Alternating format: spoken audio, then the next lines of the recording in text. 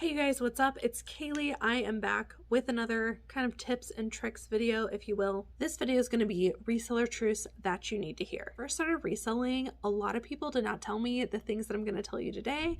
And I think if people would have said these things to me when I first started reselling, then it would have really catapulted me into being a better reseller much faster. So if you're a newer reseller or somebody who wants to get started, then listen up because these tips are for you. Or maybe you're a seasoned reseller like I was and you had just never heard of it put this way before. All of these things really change my reselling business. So number one is that only the solds matter. And I wish somebody would have told me this a very, very long time ago. I know I'm going to get somebody in the comments who is like, now wait a minute.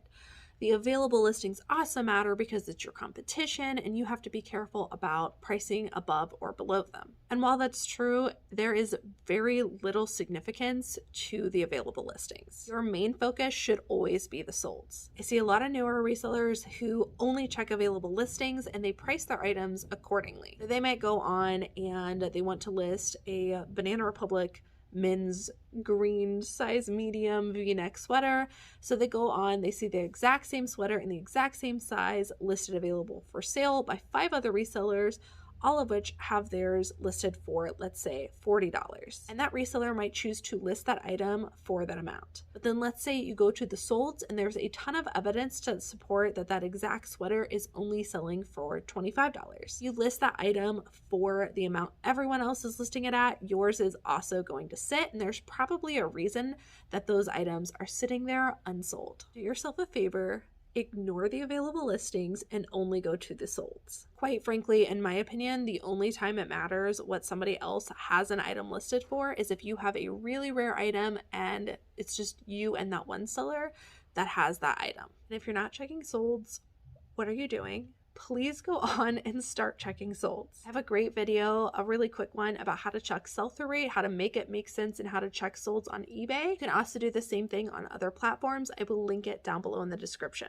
And while we're on this topic, let's also talk about watching other resellers and only picking up items that they're listing. It's pretty much the same thing, right? You are looking at available listings or available items, which people are going to list on YouTube, but you're not actually figuring out, okay, this person says they're picking it up, they say it's going to sell, but did I actually check sold comps to figure out if it's going to sell? And that includes me, by the way. If you watch my videos and you're like, okay, Kaylee picks up this, so I must get this, you guys have to realize that a lot of factors go into an item. It's not just the brand, it's not just the size, it's a lot of factors that go into why I pick up an item. And while I love thrift hauls, I absolutely do, don't get me wrong, I find it more beneficial to watch the what sold videos so I can figure out what items are actually selling. So be very careful while you are online, whether you are just checking the available listings on whatever platform you're selling on, or if you're on YouTube watching other resellers, those are just like available listings. They're not actually sold. You really need to do your due diligence and look up the research and the sold comps for yourself. Reseller truth number 2, and one I wish somebody would have told me a long time ago, is that you cannot squeeze yourself into a business model that does not work for you. So there are many different business models. There's liquidation, you're selling at a high volume where you don't necessarily pick up items that are going to sell very quickly, but you pick up a lot of them for cheap and you get so much of it that stuff starts to sell over time. More of a long tail game. And then there is the short tail game, which is you're constantly focusing on sell-through rate. You are picking up far less items because you're being super picky, but those items sell faster. There's definitely pros and cons to all of those and really any business model that I didn't mention here to figure out what works for you. If you are, let's say for instance, watching somebody that only shops at the bins, but you don't have a bins in your area, probably not the right business model for you to be copying. On the other side, if you're trying to focus on somebody that has a high sell-through rate model, but those brands aren't available to you in your area, then you're pretty much just wasting your time and going to get frustrated because that is not going to work for you. So make sure when you are watching resellers online and you are striving towards these goals that they are portraying, that they're actually sustainable and available to you in your area. Sometimes I think we don't want to accept the kind of business model that we're stuck in and realize that you can flip that at any time, again, as long as you have those resources available to you. The same thing kind of works with time. If you're somebody who is trying to follow, a volume seller, those sellers list a ton of items every single day. Do you actually have the time to list that much? And if you don't, but you have another business model available to you, then that might be the one you want to go with. You are going to do nothing but frustrate yourself if you're trying to squeeze yourself into something that doesn't fit. Which brings me to my reseller truth number 3. If you are not going to check sold comps, let's say you're going to ignore those other tips that I just gave you. If you are not going to focus on sell-through rate, if you're not going to like check the sold comps, or let's say you do check the sold comps, but you're not going to focus on a specific high sell-through rate, then you should probably just go ahead and shop at the bins or like dollar clearance days. Because if not, you are going to be purchasing items at a very full price and then sitting on them for a very long time. I don't get this mentality as to why people pick up things when the data is like clearly there that it's not going to sell very quickly, and then they list it and then they get frustrated that it hasn't sold. Once you start to understand that data, it becomes less frustrating because you understand how long an item is going to take to sell. And then if it doesn't, you know that something is probably wrong with that listing. Not saying there's anything wrong with somebody who doesn't want to focus on a high sell-through rate model, but if you're finding yourself getting frustrated because items aren't selling, then actually do the comps and look at sell-through rate while you are sourcing, and you'll figure out why items are taking longer to sell. And again, if you're somebody who chooses that you don't really want to look up all of the information, then please focus on picking items up where they are super cheap. That way you can afford to sit on them for a little bit longer and wait for them to sell. Reseller truth number 4.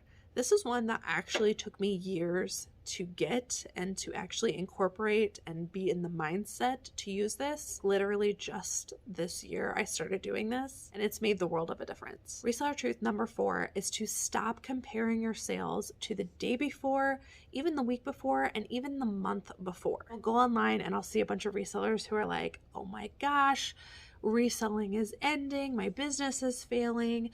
I did, 5,000 last month, and this month I did 4,000. What is going on? Why isn't this platform working? There must be a glitch.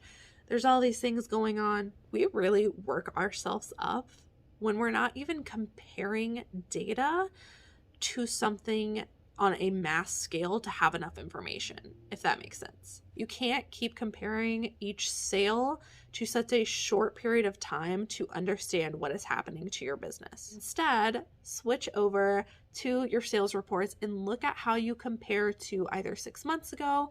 I usually do a whole year because I feel like that's enough data to actually get a good grasp on if I'm heading in the right direction or not. And oftentimes, if you will switch your mindset from that, you'll realize that you are doing a lot better than you expected. And it's probably just a month where sales dip for everybody. One thing I found very helpful is going back to the previous year. So right now we're in 2022. So I'll look at my sales from 2021 compared to 2020, and I'll kind of look at my graph and see, okay, where did sales dip during certain months? Is there anything consistent that I can expect for this year? And you know what? Every time my sales are slow and I look at that graph, I go, oh, this is a normal trend every single year. I should expect this. Also helpful for when you're trying to figure out when sales will pick up for you. But you're not going to know any of that information if you're just looking at your sales on a day-to-day, week-to-week, or even month-to-month basis. So stop stressing yourself out. Look at how far you've grown in the last year. If you haven't grown and your sales are dipping over a year, then yeah, you're probably doing something wrong and you've got a few things you need to adjust. But if you're not, you know that you're headed in the right direction and you can hang in there. Hopefully that gives you hope. Please check your sales longer than just a short period of time.